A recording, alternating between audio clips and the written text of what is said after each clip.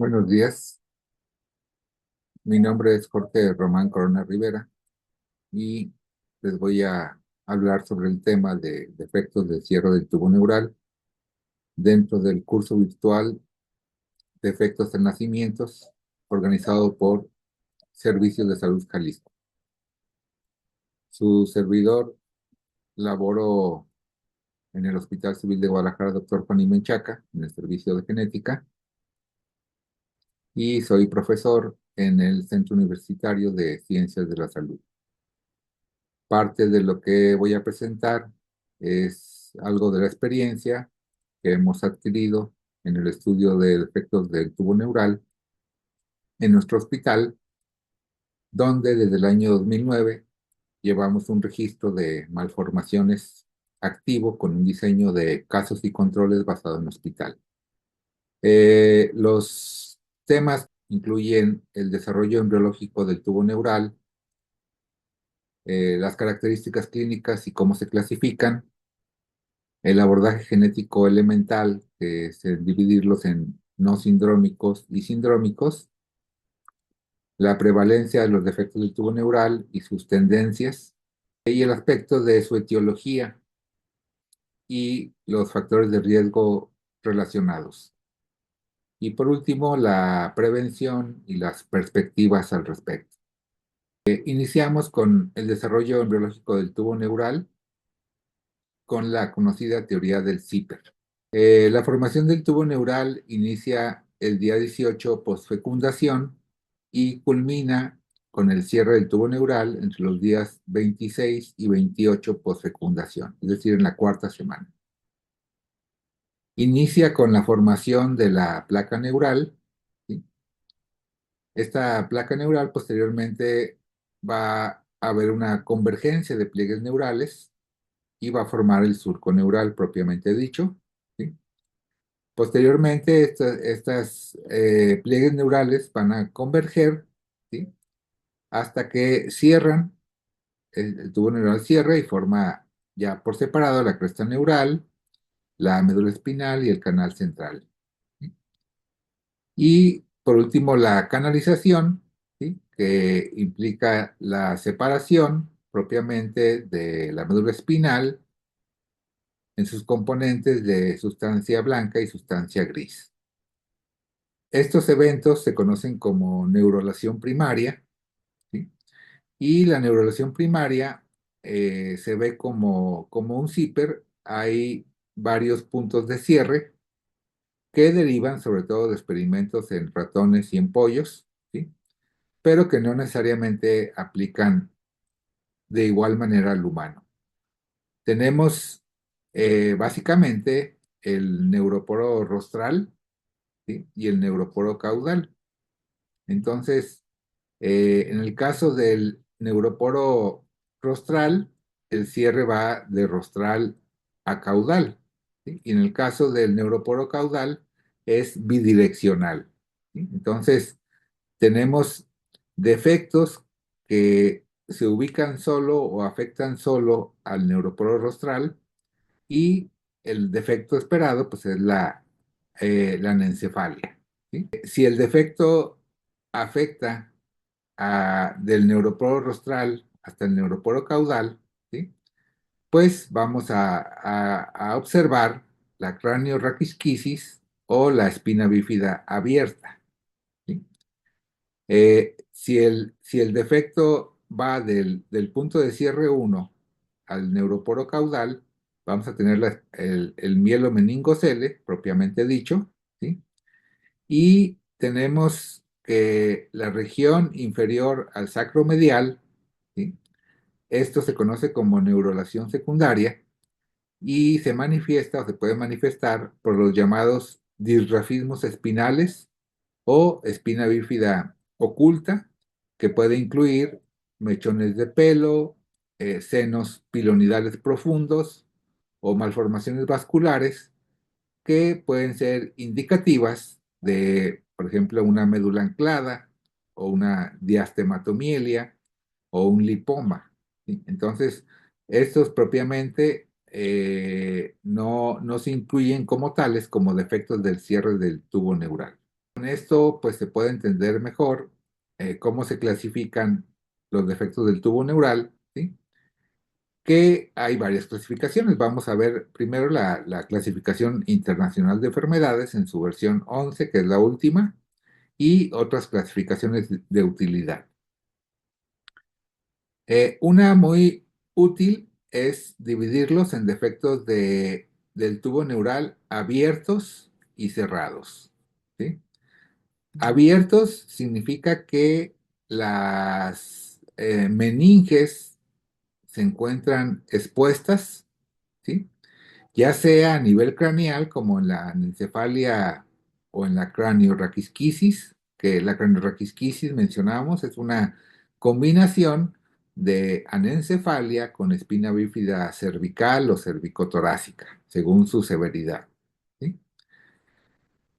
O los otros defectos del tubo neural abiertos, pues son el mielo meningocele, ¿sí? Que contiene médula espinal y meninges expuestas, ¿sí?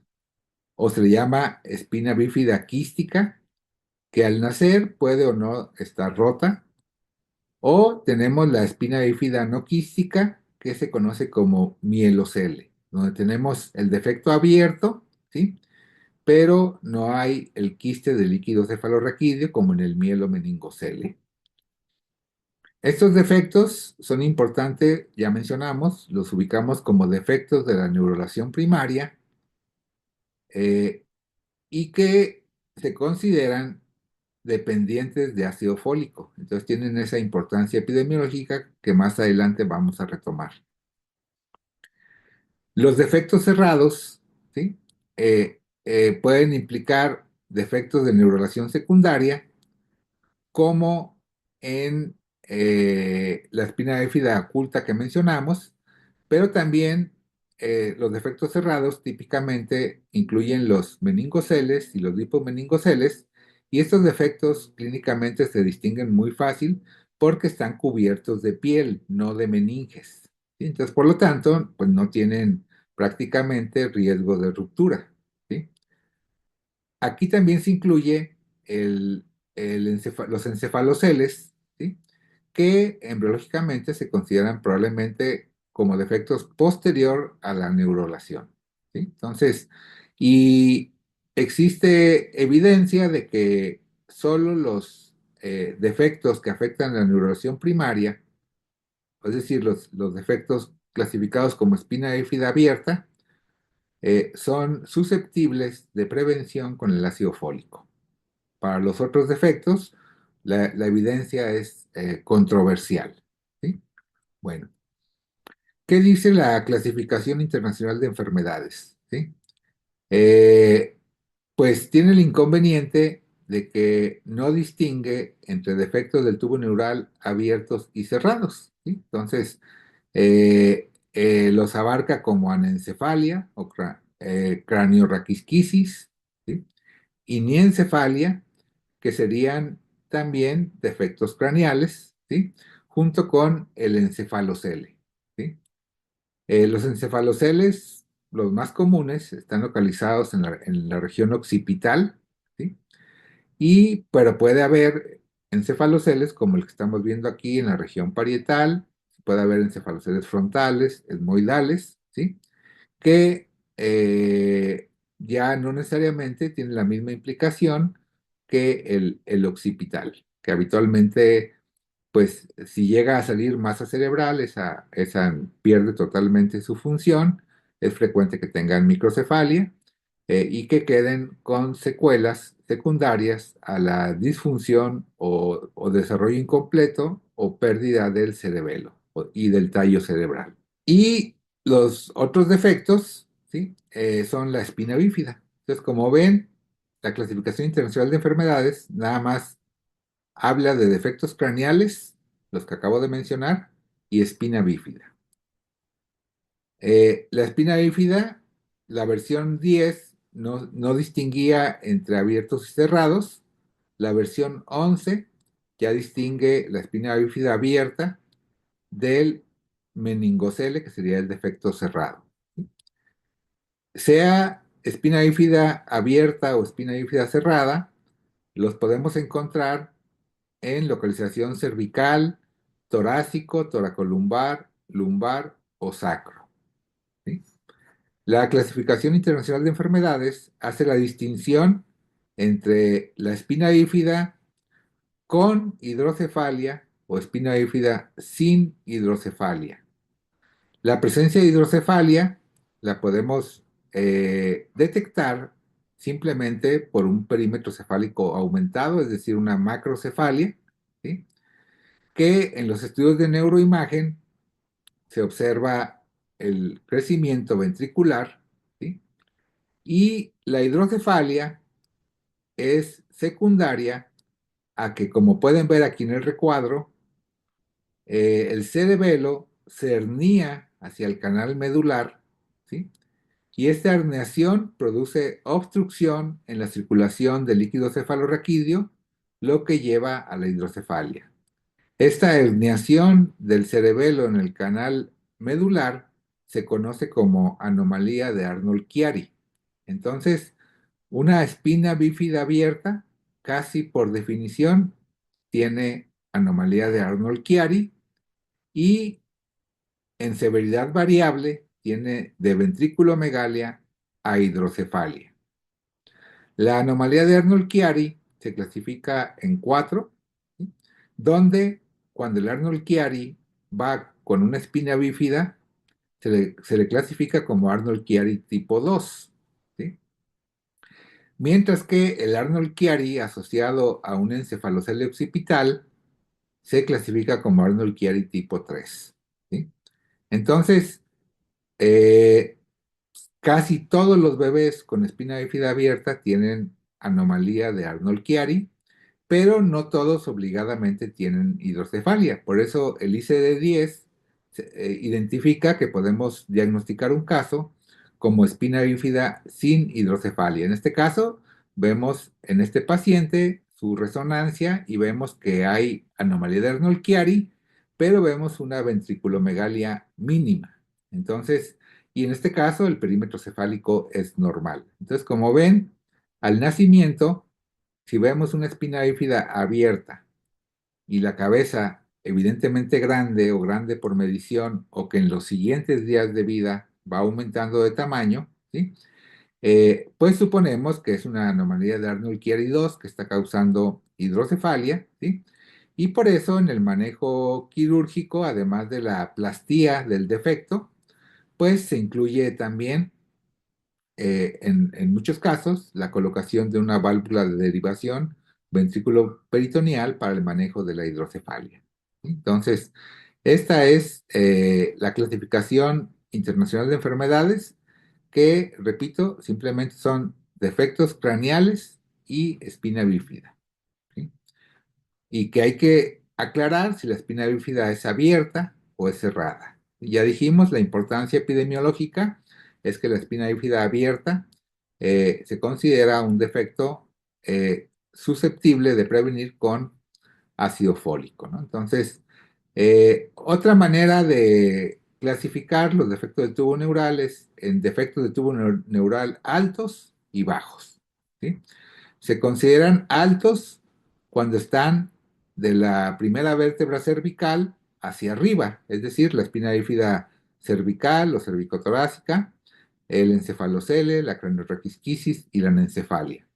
Y se consideran defectos del tubo neural bajos, los que están de la espina de la última vértebra cervical hacia abajo, que incluyen el mielomeningocele lumbar, el mielomeningocele lumbosacro, que es el más común, ¿sí?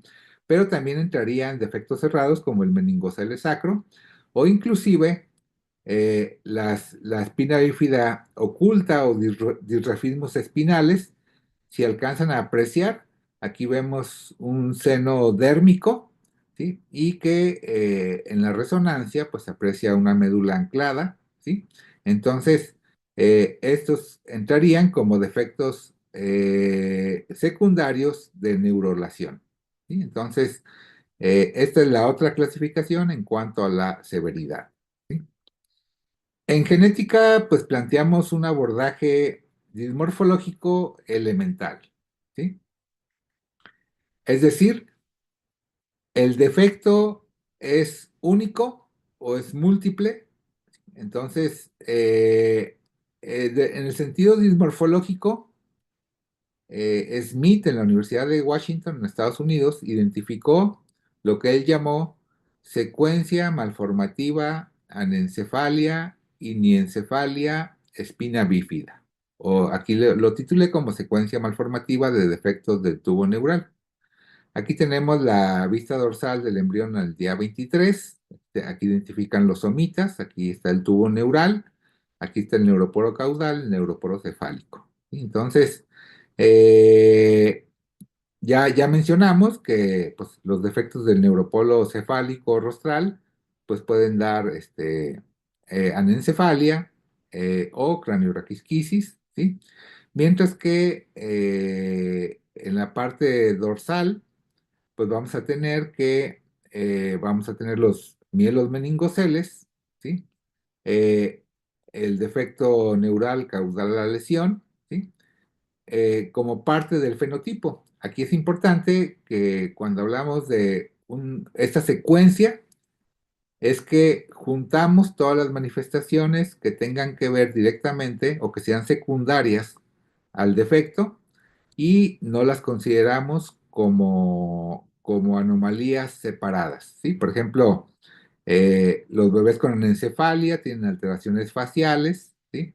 Las orejas protruyentes o displásicas, ¿sí? El exoftalmos, y eso propiamente no los hace un síndrome, sino es parte de anomalías secundarias a la anencefalia.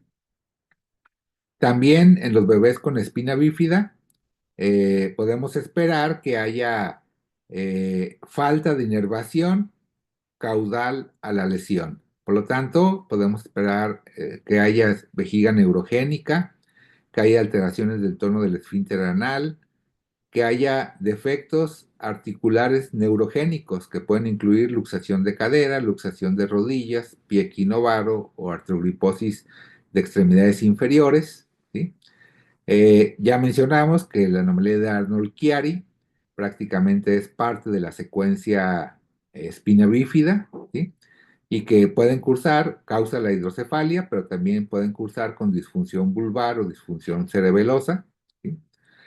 Y que puede haber defectos vertebrales de los procesos espinosos y propiamente encontrar las apófisis espinosas hendidas, ¿sí? Pero también podemos encontrar defectos costovertebrales, en ocasiones severos, ¿sí? Que produzcan una escoliosis en grado variable, ¿sí? Entonces, todo este es el fenotipo atribuible a la secuencia malformativa de defectos del tubo neural. También, desde el punto de vista dismorfológico, las anomalías o malformaciones las podemos dividir en mayores, en menores y en rasgos frecuentes, ¿sí? Una anomalía mayor es aquella que pone en peligro la vida o causa la muerte o altera severamente la función. Tal sería el caso de la anencefalia y el mielomeningocele. Las anomalías menores no ponen en riesgo la vida, no alteran severamente la función, pero son anormales desde el punto de vista embrionario. Aquí entrarían las comunicaciones meningocutáneas que mencionamos, como aquí vemos otra vez un seno dérmico, y que está produciendo una diastematomielia, ¿sí?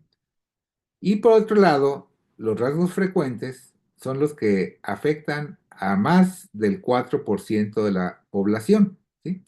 Y se sabe que a nivel de vértebras lumbosacras, el, alrededor del 10% de las personas pueden tener partidas las apófisis espinosas de una o más vértebras. Esto se le llama espina bífida oculta y, repito, esto se presenta en alrededor del 10% de los recién nacidos y por lo tanto esto no tiene que ver directamente con la espina bífida como tal, ¿sí?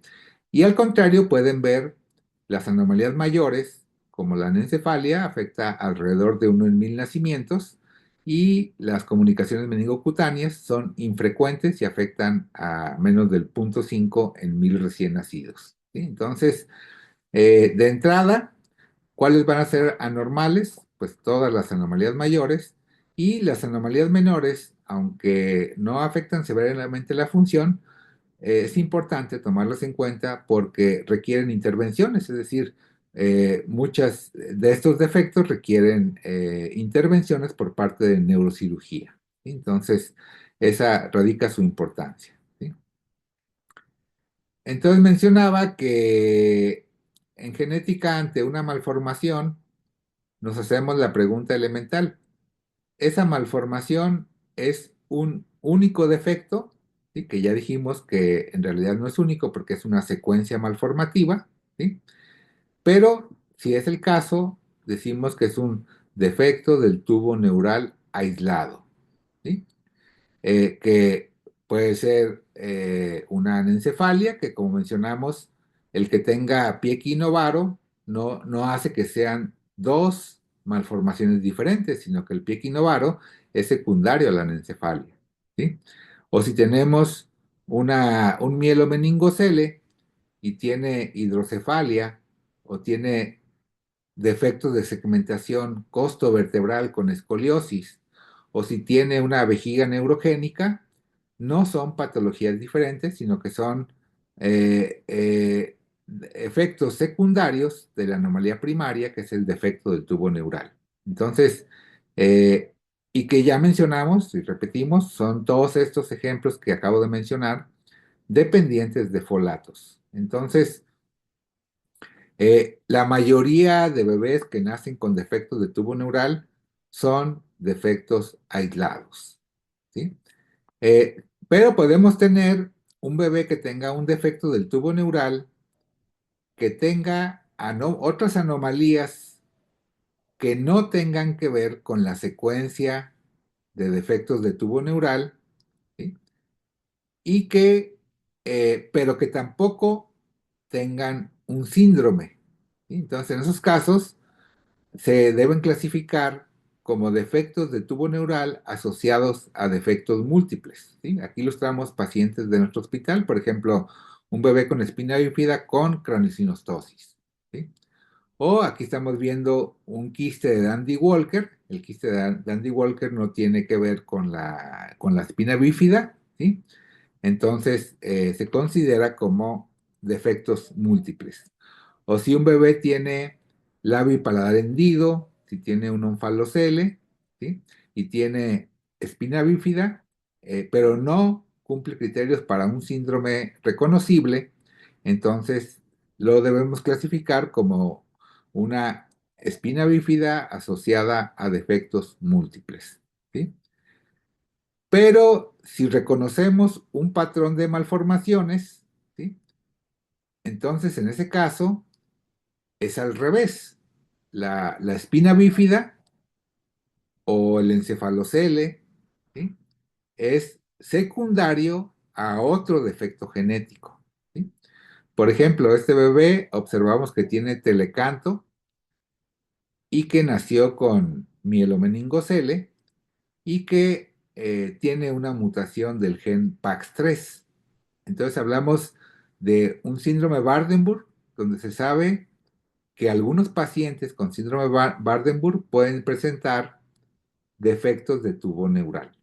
Entonces aquí sería el defecto de tubo neural secundario al síndrome Waardenburg, ¿sí? Entonces sería un caso sindrómico. O tenemos otros síndromes reconocibles, como aquí observamos este encefalocele occipital, ¿sí?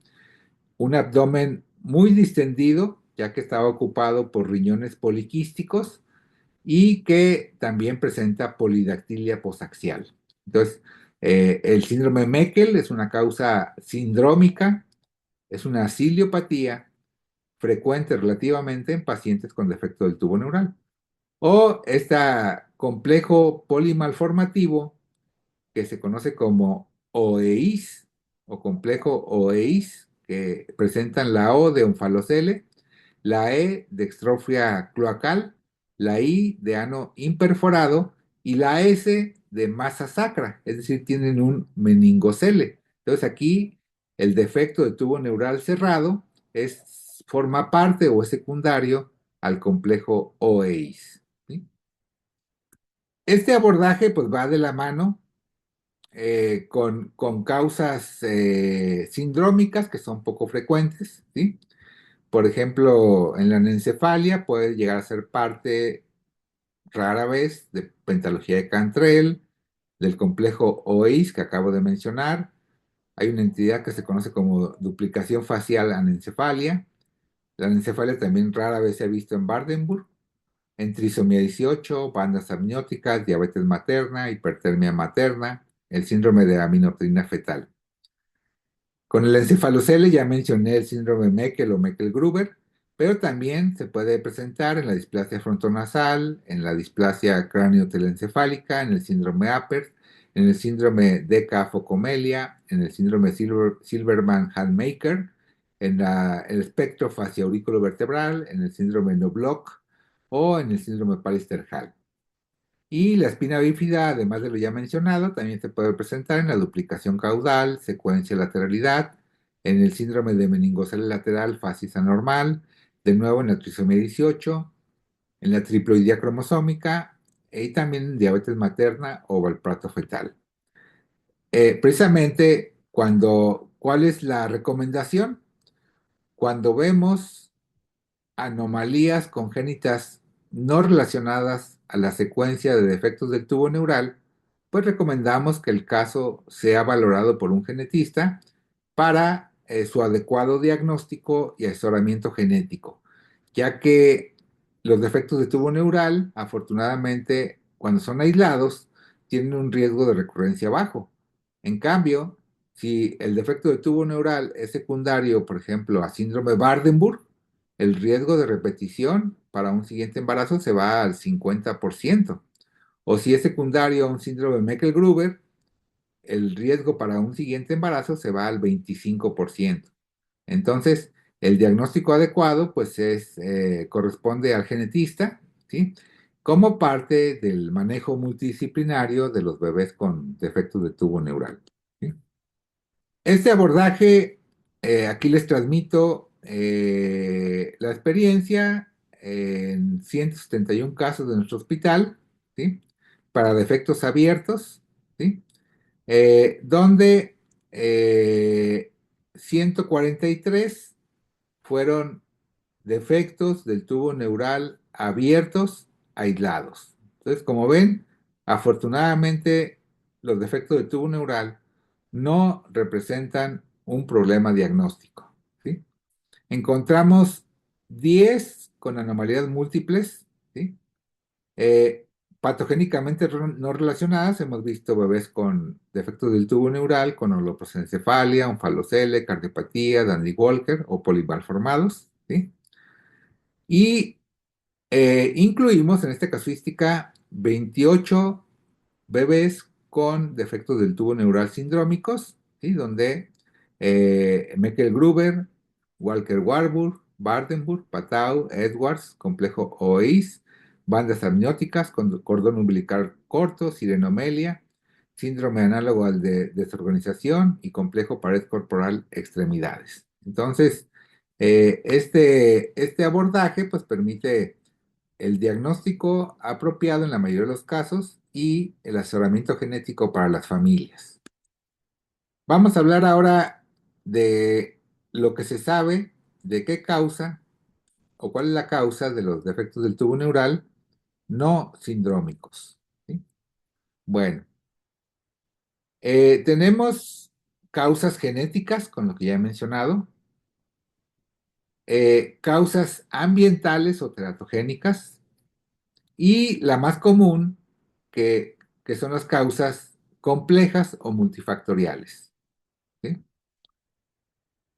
Las causas genéticas, ya mencioné, se refieren a que son visibles por estudios de cromosomas o estudios de FISH o estudios de microarreglos cromosómicos o estudios de MLPA y que representan variaciones en el número de copias. Es decir, estas enfermedades se explican porque en vez de haber dos copias de cada gen, hay tres copias de cada gen. O en vez de haber dos copias de cada gen, hay solo una copia de cada gen.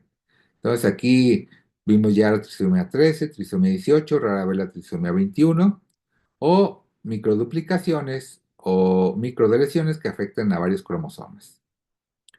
Tenemos también raras causas monogénicas, dominantes, recesivas o ligadas al X, o causas monogénicas no clásicas, como defectos de impronta, epigenéticos, disomía uniparental, expansión de trinucleótidos, enfermedades mitocondriales. ¿Sí?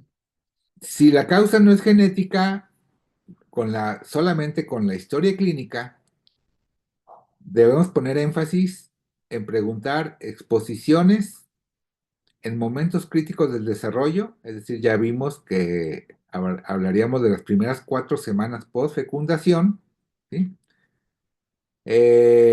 Y que para los cuales existen evidencias derivadas de estudios epidemiológicos, ¿sí? Evidencias de modelos animales, ¿sí? Como ejemplo, el valproato, si la madre embarazada toma valproato, toma minopterina, toma inhibidores de síntesis de ácido fólico, epidemiológicamente se consideran defectos del tubo neural de causa teratogénica. Eh, y un aspecto importante es que no existen pruebas diagnósticas, es decir, no hay manera de comprobar al 100% de que un teratógeno causó una malformación, ¿sí?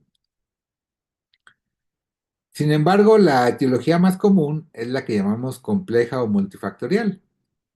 ¿Por qué? Pues porque vemos agregación familiar, vemos mayor concordancia en gemelos, vemos que, por ejemplo, para anencefalia se afectan más las niñas que los niños, vemos que puede haber una variación en severidad de la malformación, vemos algunos grupos étnicos con mayor susceptibilidad y que podemos identificar en estudios epidemiológicos factores de riesgo o protectores. ¿Cómo se estudian genéticamente las enfermedades multifactoriales? Por los que llamamos GWAS o estudios de asociación amplia del genoma o por estudios de secuenciación masiva. Al igual que las causas teratogénicas, no existen pruebas diagnósticas, ¿sí? Es decir, la etiología multifactorial y la teratogénica son diagnósticos de exclusión. ¿Exclusión de qué? De una causa genética, ya sea por clínica o idealmente por estudios genéticos. En los últimos años se han introducido los llamados puntajes de riesgo poligénico o score de riesgo poligénico que seguramente en un futuro podrán identificar con mayor precisión las personas o las parejas o las mamás con un riesgo más alto que la población de tener un bebé con un defecto del tubo neural y daría la oportunidad de introducir medidas preconcepcionales para evitar que sus bebés tengan el defecto. Pero esto todavía al día de hoy es incipiente, ¿sí? Entonces, en ese sentido, pues ya mencionamos diferentes trisomías, 18, 21, 13, trisomía 8 mosaico, isocromosomas del 8, ¿sí? Translocaciones diversas, de lesiones o duplicaciones, de lesiones de los cromosomas 2, 7, 13, 16, o duplicaciones del cromosoma 1 o 16, diferentes genes, ¿sí? Que muchos de ellos están relacionados con el metabolismo de folatos, o influencias ambientales como la diabetes materna, obesidad, hipertermia, exposición a carbamazepinas, fumonicinas que vamos a mencionar, inhibidores de la síntesis de ácido fólico, y pues muy importante, muchos de estos riesgos confluyen en la deficiencia de folatos, ¿sí? Los genes implicados y las vías implicadas pues son bastante complejas para la predisposición genética. Lo más estudiado es el metabolismo del ácido fólico, que implica la donación de un carbono de un grupo metilo, ¿sí? Pero se han estudiado la vía canónica WTN, la vía de polaridad celular, la vía Sonic Hedgehog, ¿sí? Genes relacionados con ciliogénesis, genes relacionados con remodelación del citoesqueleto, genes relacionados con el metabolismo de la glucosa. La diabetes materna es un riesgo reconocible para tener defecto del tubo neural. Y algo relacionado con el metabolismo de folatos es la metilación del ADN. Entonces, todos estos son predisposición, no causa. Entonces, por eso el defecto genético resulta bastante complejo de identificar en la mayoría de los casos y estos estudios son con fines de conocimiento, digamos, no tienen aplicación clínica. En la actualidad, el armamentario de estudios genéticos es muy amplio, ¿sí? Es decir, contrario a hace 50 años que teníamos el cariotipo solamente, ¿sí?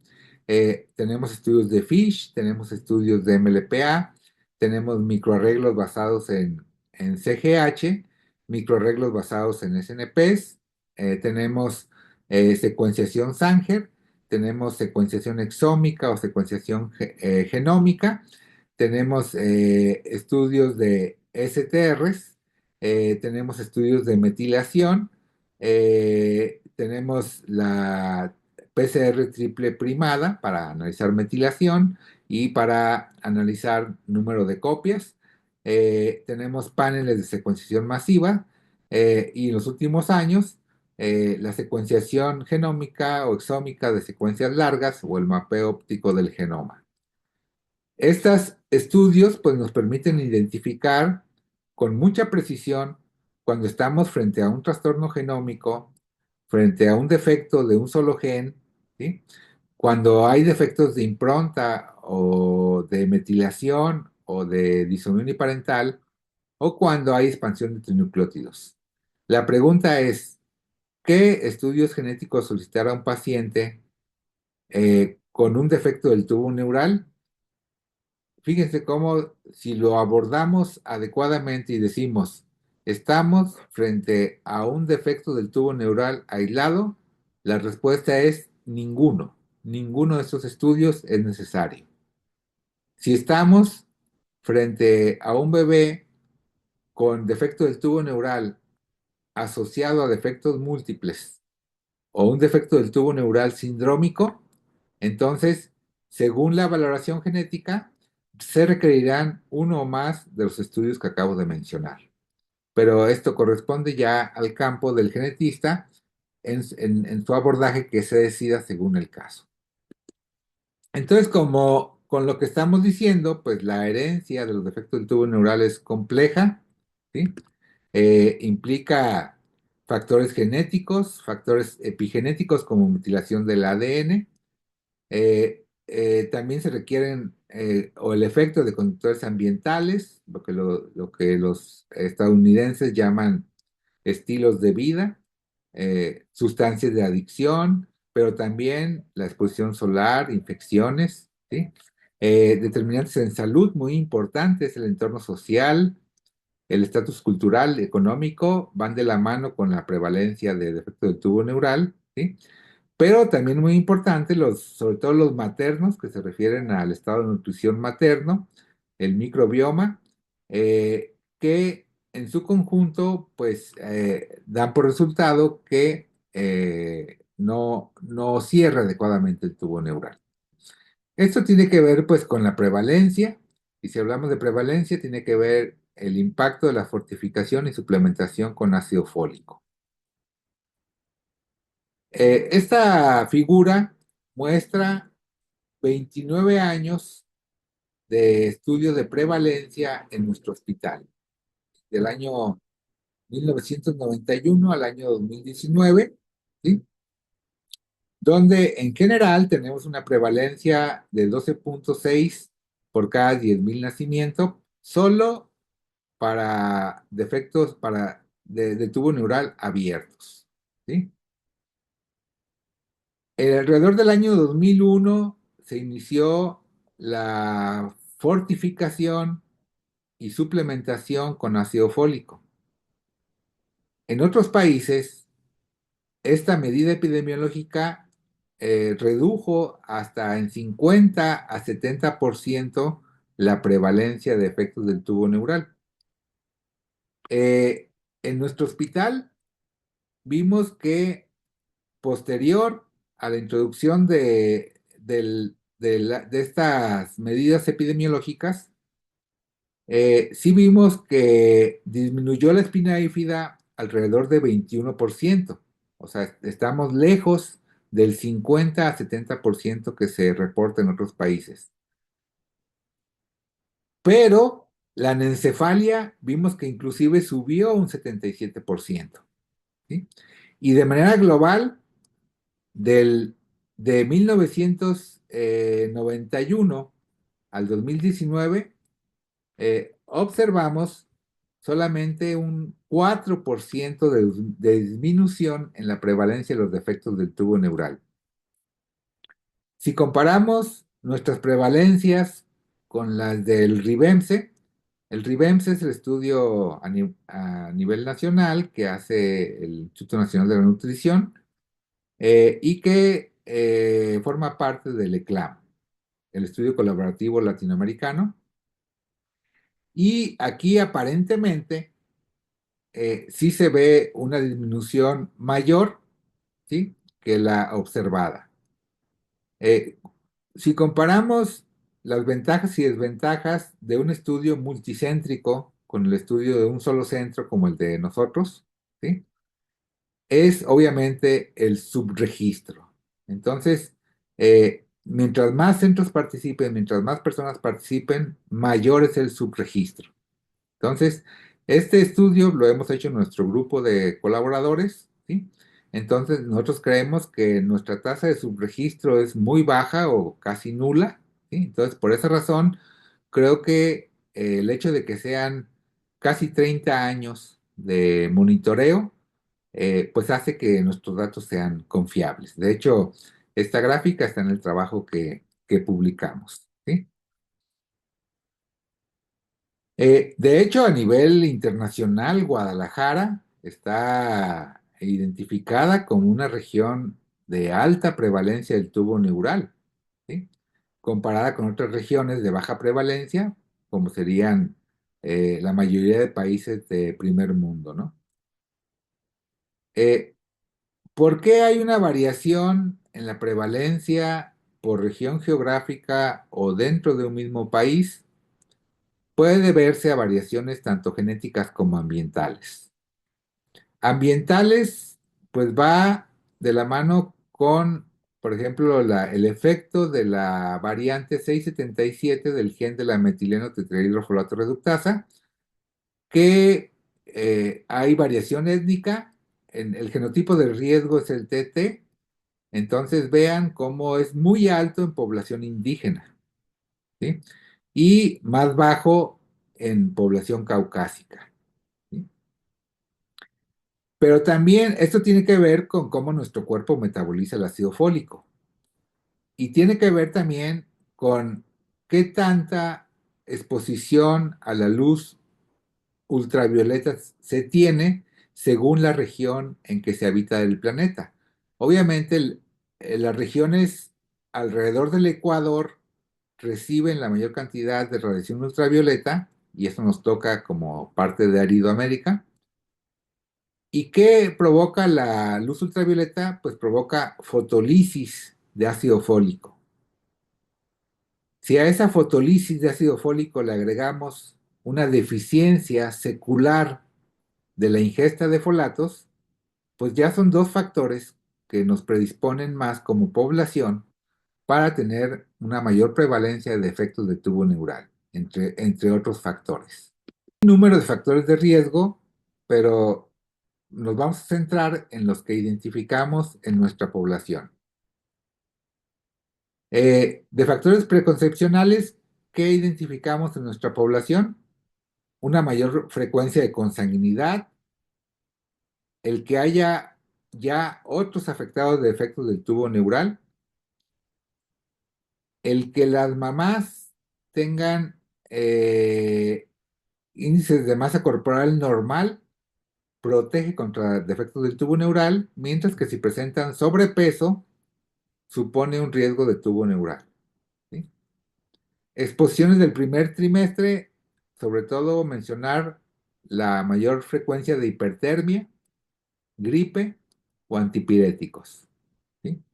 Y durante el embarazo, una ganancia ponderal insuficiente y un inadecuado control prenatal. Vamos a hablar un poco de esto.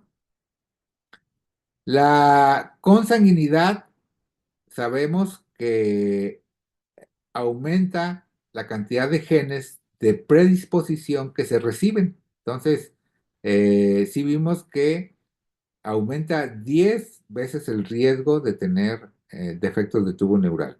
¿Sí? Pero el que haya el antecedente de otro familiar con defecto de tubo neural, no importa que sea lejano, aumenta 29 veces el riesgo de tener defecto de tubo neural. ¿Qué implica esto?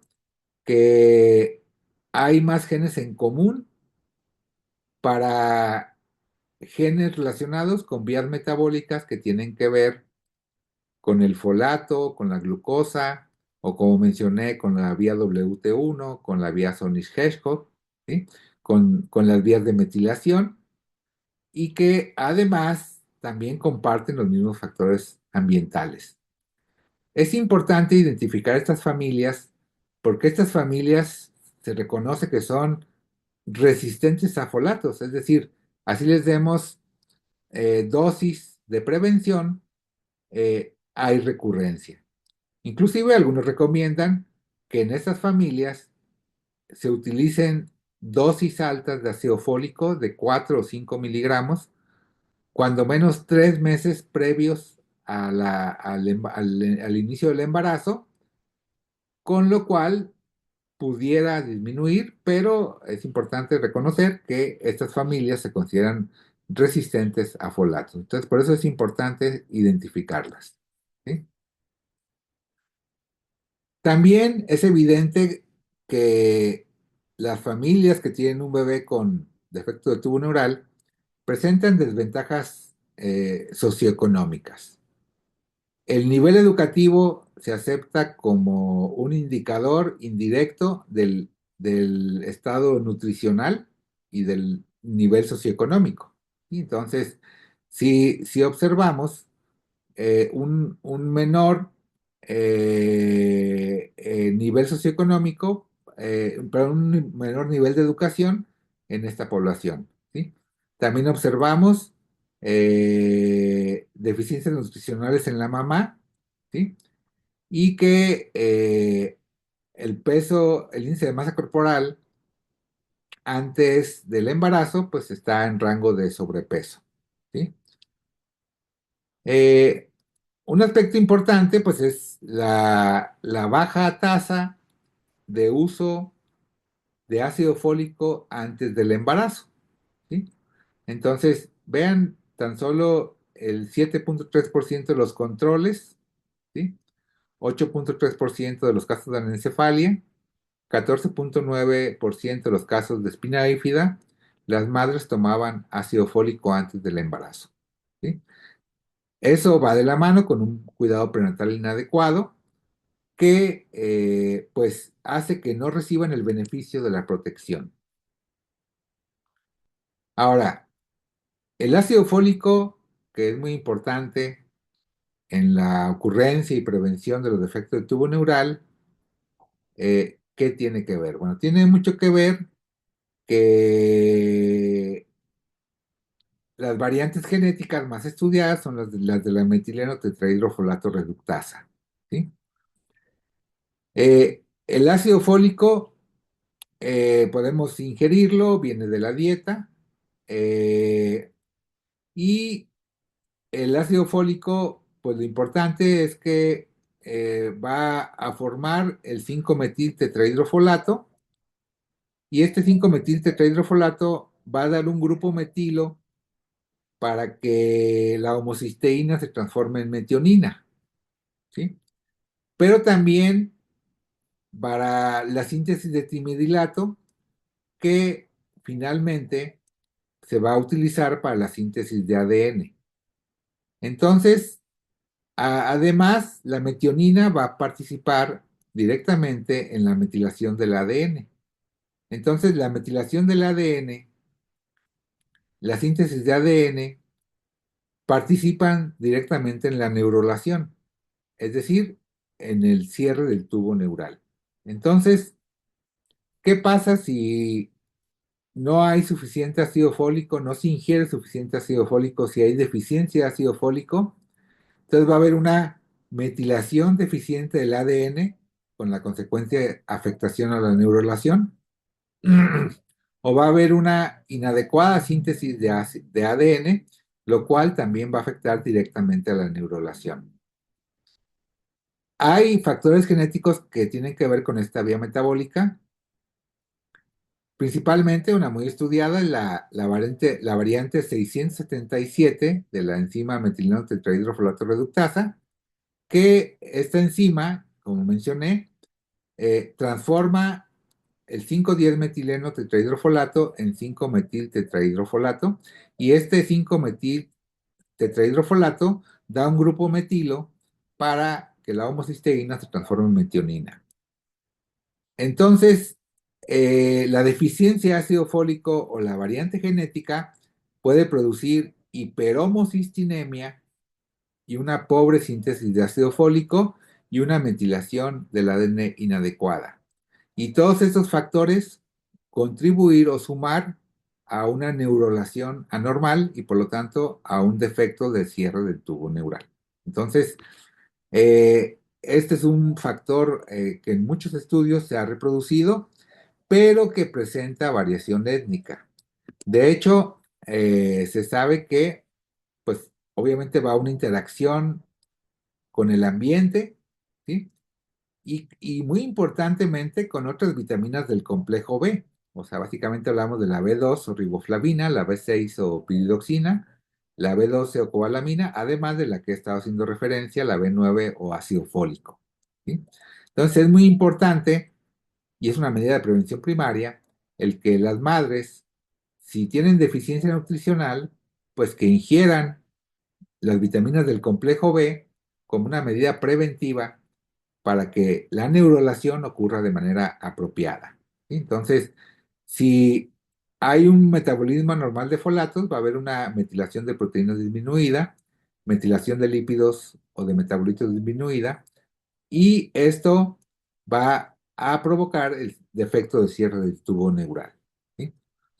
En otro trabajo de nuestro grupo, estudiamos las variantes 677 y la 1298, y algo que confirmamos es que nuestra población tiene una muy alta prevalencia del genotipo de riesgo TT para la variante 677, pero directamente no observamos asociación entre ni la 677 y la 1298 en sus genotipos de riesgo con la ocurrencia de defectos del tubo neural. Sí vimos algunos datos incipientes, como el genotipo heterocigoto con encefalocele o el genotipo heterocigoto de la 1298 o el compuesto homocigoto heterocigoto con anencefalia. O el haplotipo, perdón, la combinación 677-1298 heterocigota, que también aumentó el riesgo de anencefalia. Entonces, esto al menos nos dice que sí hay una incipiente participación de esta variante genética en la ocurrencia de defectos de tubo neural en nuestra población.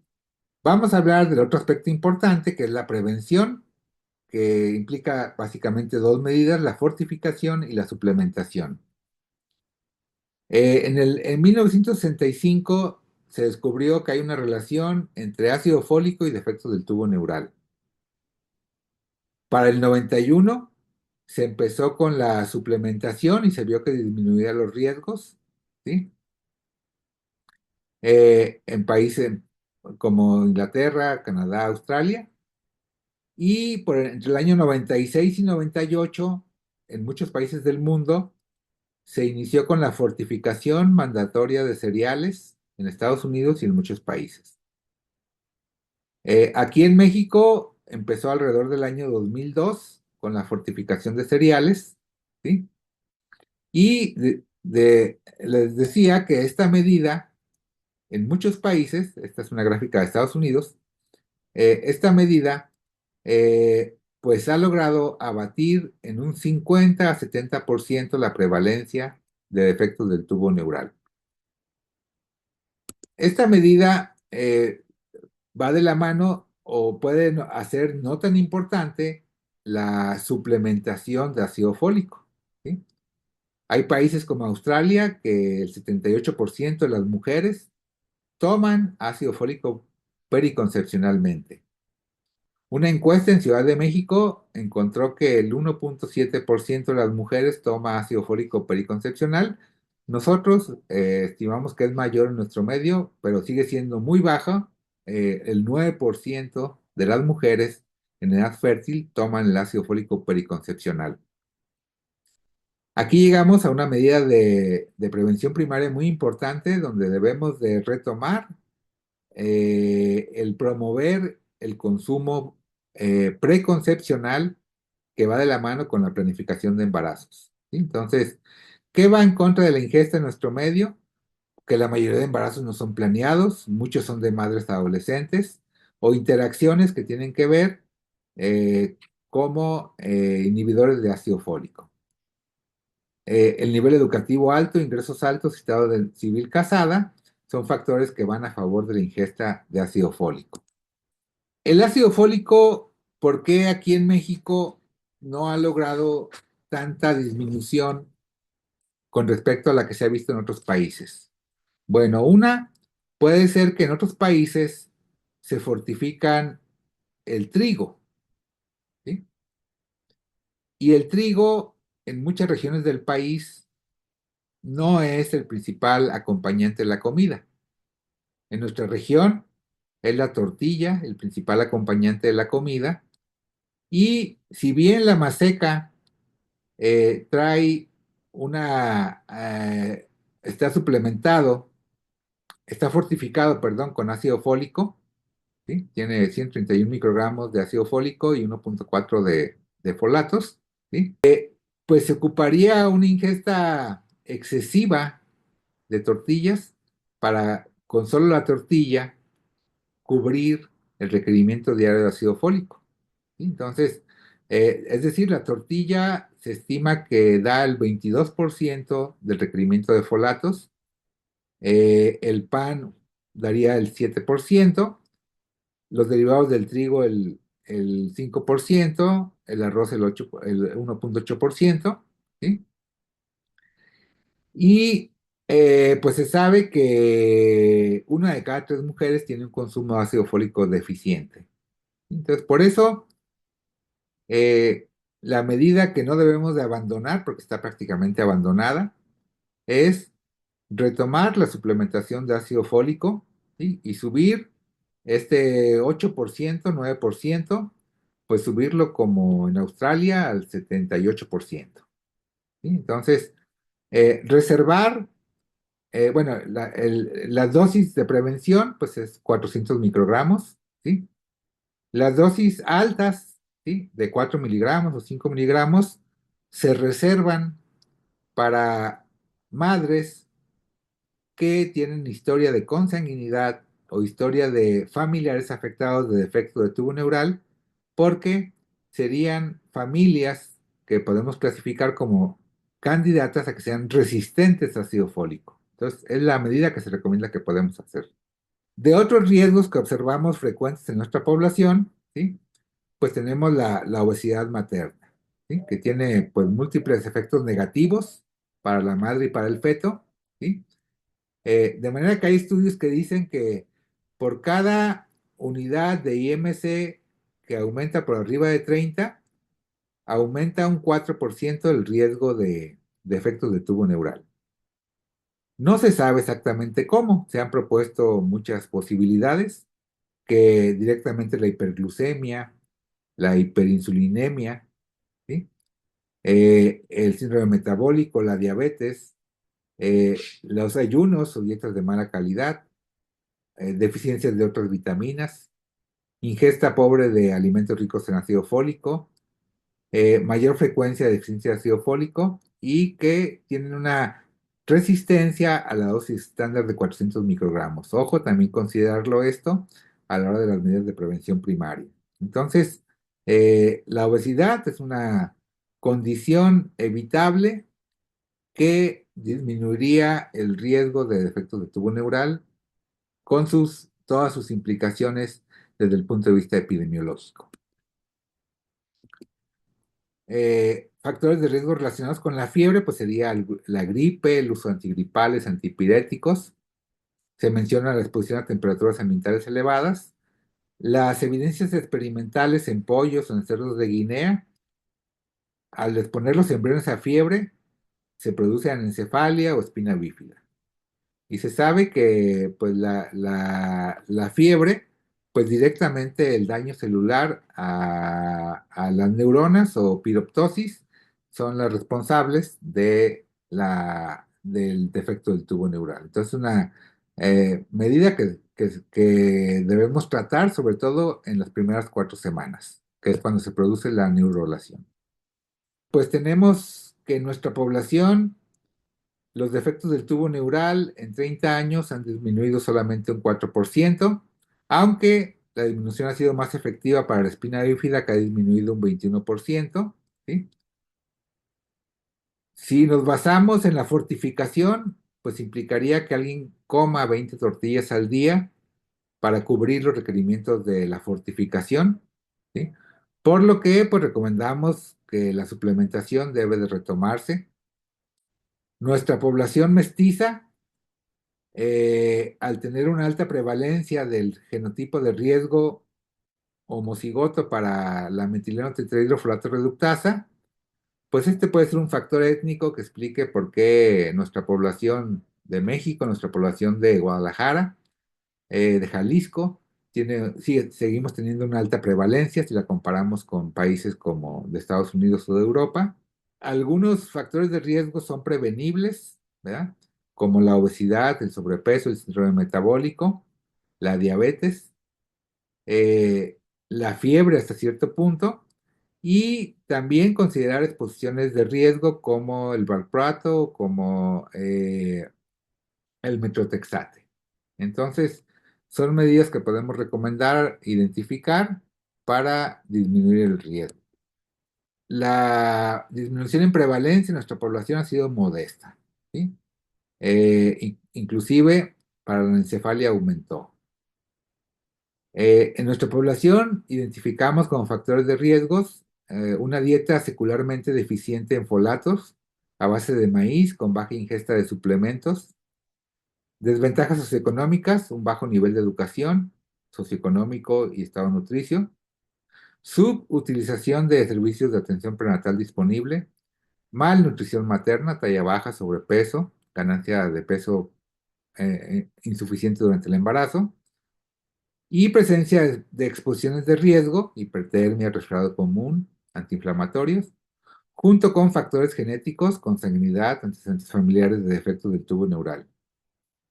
Definitivamente debemos mejorar la fortificación, pero también la suplementación, ¿sí? Entonces, creo que la Secretaría de Salud debemos de retomar las campañas de suplementación si queremos ver una mayor disminución de defectos de tubo neural, ¿sí?